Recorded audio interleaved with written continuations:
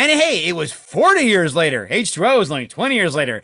My theory is that the next series is going to be 60 years later. And now Laurie Strode is in the nursing home, and Michael's pursuing her on his walker.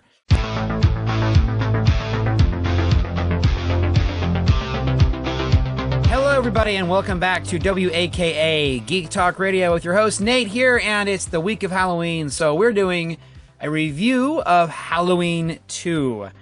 If you've been enjoying this channel, please hit the subscribe button below, check us out and follow us on social media. Now, I know the hardcore Halloween fans already know this, but if you're new to the series or just a casual observer, I'm reviewing the first Halloween 2. Yes, there are two Halloween 2s. Part of the reason I'm reviewing this, even though I reviewed it many years ago, is I found a lot of people who've seen other Halloween sequels, the current ones or Rob Zombie's remakes, haven't seen this one, or at least they don't remember it because they saw it so long ago and they get it confused with other Halloween films.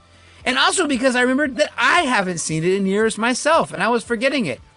Also, I want to take a moment to clear up some of the Halloween universe timeline film naming slog, because the naming system and continuity of the series is, to use an appropriate Halloween term, batshit crazy!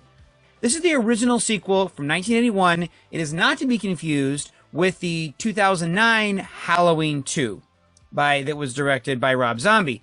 Also, it's the first official sequel to the original 1978 classic Halloween film, which was written, of course, and directed by John Carpenter, one reason why it was so good.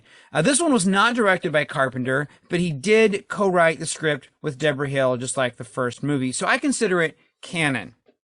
But if you think having two Halloween 2s is crazy, there's 3 films technically just called Halloween in this overall franchise. So there was the first movie, Halloween, the classic from 1978. Then there was the one in 2007 by Rob Zombie. And that makes sense because it's a remake, so I'm not surprised he had the same name. But then the new 2018 sequel, not a remake, sequel to the original film, was also called Halloween. Just Halloween. And it's the predecessor to Halloween Kills, which is currently in movie theaters. You know, the average film in the Halloween franchise is better than the average Friday the 13th film, but at least Friday the 13th gets its numbering way more coherent than this. The current incarnation of Halloween currently in theaters are kind of a series of sequels and reboots at the same time because they kind of wipe out or retcon all previous sequels, even this movie and even Halloween H2O. What is H2O? It's water. It's also the film that came out, the first kind of reunion film that came out 20 years later. H2O stood for Halloween 20 years later, where they finally brought back Jamie Lee Curtis to play Laurie Strode. So basically what happened was, after several increasingly worse sequels in a row, Halloween did its retcon with a movie called Halloween H2O 20 years later, directed by the prolific Steve Miner, who also did some of the Friday the 13th films. And Jamie Lee Curtis finally returns to the series to once again play Laurie Strode. It's years later. She's still haunted by that one freaky Halloween night where she barely survived Michael Myers' attack. But now she finally has to face Michael again and protect her offspring from him at the same time. Well, it was a good film, but it angered some fans with its retconning. Well, if that made you mad, you ain't seen nothing yet until this new series came along. So 20 years after that, in 2018, David Gordon Green makes Halloween. The premise? It's been years since Laurie Strode survived that fateful Halloween night, but always worried she might face Michael Myers again. And now she does. And she has to come face to face with him and protect her offspring. And didn't we freaking do this already? Yes, we did. Not exactly the same plot, but the same basic setup. It's years later, we're bringing back the original Laurie Strode to save the series again! It's a very different film than H2O, and like H2O, it's a major retcon. Because Laurie Strode is back again, and that's automatically a retcon, because not only has she done this premise before, she supposedly died twice in the previous movie series already, off-screen in Halloween 4, and on-screen in Halloween Resurrection, which is one of the worst films of the entire series. So apparently Laurie Strode is just as invincible as Michael Myers, at this point. So if you're going to redo a sequel that was already done well, that's erased its previous sequels, You better do a damn good job. And all I can say is that Halloween 2018 wasn't any better than Halloween H2O, but it was just more violent and more full of rage. And hey, it was 40 years later. H2O was only 20 years later. My theory is that the next series is going to be 60 years later. And now Laurie Strode is in the nursing home, and Michael's pursuing her on his walker. Anyway, I heard that one of the reasons John Carpenter, who did not write this current series, but why he gave his blessing to it, was because he was trying to help people forget about the Rob Zombie films because of the way they rewrote the whole origin and backstory for Michael Myers. And I agree. I think that they destroyed the mystery there. And so, but why the same name? Why is the current movie series start off with Halloween? Like, I understand Rob Zombie calling his Halloween because it was a remake. This is a sequel. It's like saying, hey, there's this movie Halloween. Hope you liked it. Now enjoy the sequel, also called just Halloween. So there are now 3 movies just called Halloween that are all supposedly in the same franchise. So if that doesn't confuse you, I don't know what will. But if I can figure it out, so can you. Of course, the movie right now in theaters, the second one of this new series, is called Halloween Kills. Wow, that's an original concept. Killing with a Halloween film? What are you kidding me? I mean, you might as well call it the next Fast and Furious movie, Fast and Furious Drives. Actually, that's a good idea. Don't steal that. I'm going to pitch that. So, after all that, let's talk about this movie, Halloween 2, the original Halloween 2, which came out in 1981. And this is a official sequel in that John Carpenter and Deborah Hill did co-write the script like they did for the first Halloween, but they did not direct it. John Carpenter did not direct it. However, he chose a director, and it's set in the same evening. In fact, it picks up directly where the previous movie left off. In fact, it re-shows you what happened at the ending of Halloween 1. Okay, the first thing to say about this movie is it does feel like a sequel. It feels like an afterthought, because I don't think John Carpenter originally had any intention of doing a movie after the original Halloween. Saying it feels like a sequel, though, is not a bad thing. It's a good sequel, but it does feel like it is following up and giving you a bit more of the story, maybe a little bit more closure. Because, Michael Myers is not there at the end of the movie. You don't know if he ran off, or he retreated, or he's dying, or what. So here, Laurie Strode, Jamie Lee Curtis, she comes back. She's taken to the hospital. She does not want to be put to sleep because she's worried that Michael Myers is still out there because, he's been stabbed, shot, and he's still alive. Meanwhile, Dr. Loomis is desperate, even more desperate than he was in the first movie, to find Michael. And the police are not very kind to him. In fact, they treat him like he's a nutcase. Like, well, you couldn't have shot him 6 times. That's impossible. No one could live, but Michael Myers could. And Donald Pleasance's performance as Dr. Loomis is a bit more crazy than in the previous movie. But can you blame him? I mean, no one listens to him in the first movie. He shoots the guy 6 times and the guy still lives. I mean, and no one believes you. I mean, come on. Crazy people. Now, funny thing about Donald Pleasance, though, in the following Halloween movies, he kind of gets crazier in each film to the point where he's just making almost batshit nuts by the 6th one, his last movie in the series. Okay, now one of the things about this movie that still makes it good is it feels like one of the most authentically Halloween films because it was shot at near the same time, same place, same actors. So it feels more like a real Halloween film than a lot of the sequels that felt like weird copies. Here, you get that same feel of the original, the music, and even though John Carpenter's not directing it, there's some moments that really work there. Also, it's not the same location. Most of this movie happens, some of it happens in the neighborhoods, but a lot of it happens in a dark, poorly staffed hospital. I say poorly staffed because there's not many people there to staff it, but also poorly because the ones who are there staffing it are idiots. And this is the biggest difference between the first movie and this one. A lot of the characters, including a lot of the hospital staff, are kind of dumber than a lot of the characters in the first movie. And there are some dumb characters in Halloween 1, but they seem more realistic. Here, I felt like they were extra dumb. And I can't forgive that as much, only because they know there was this mass killing, and they should know if they've watched the news that night, and they brought in Laurie Strode, all in bloody, that the killer has not been found, has not been captured or killed. So they bring in Laurie Strode, and she's, saying, don't put me under. The hospital staff, for the most part, treats her like, we don't care about you that much. But one person who seems to be very helpful and understanding to her is Jimmy, because he likes her, I think, too. But Jimmy is played by a young, pre-Last Starfighter, Lance Guest. I mean, he looks like a baby in this film.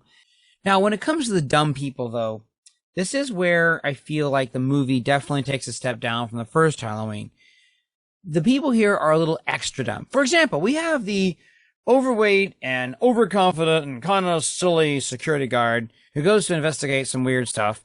And of course, he gives his walkie-talkie, this giant complicated thing, to this young nurse or hospital staffer who's like, how do you work this thing? I don't know how this works. I can't hear you. Hello? Meanwhile, he's on the other side going, oh my gosh, there's a serious problem here. Someone's broken into the back, Can you hear me? No, I can't hear you. How do you work this thing? All right, moments like that kind of took me out of the film a little bit. But I've met and worked with people that are about as dumb as that. So I can get it. And I also get the fact that this is before serial killer slashers are a thing in movies to the point where these characters should know better. Plus, it's also pre-screen. Whatever. Despite all that, it's still pretty fun. And also, this movie has a great, almost perfect instance of one of my terms of characters, that is, archetype characters I made for horror and B films, and that is the sex Deaducators. A little bit more about sex Deaducators, shall we? And now we're on to our movie archetype number 4, sex Deaducators.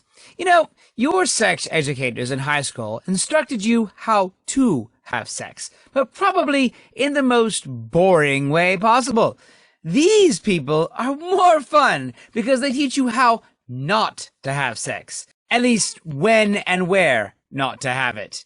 So there's always a couple of people, often teens or in their early 20s, who just have to get it on at the weirdest time and in the weirdest place, which, of course, happens to be right in the path of the angry killer or monster or creature, depending on the film. So this couple learns the important lesson of not to have sex in a tiger cage or in an abandoned military research facility in the middle of the night or in the woods or in a shark tank. But by then, of course, it's too late. Sex Deaducators, helping you know when and where not to have sex. So here the sex Deaducators are a couple who are not teenagers, but in their 20s at least, hospital staff who decide to have sex in the hot tub in a dark room.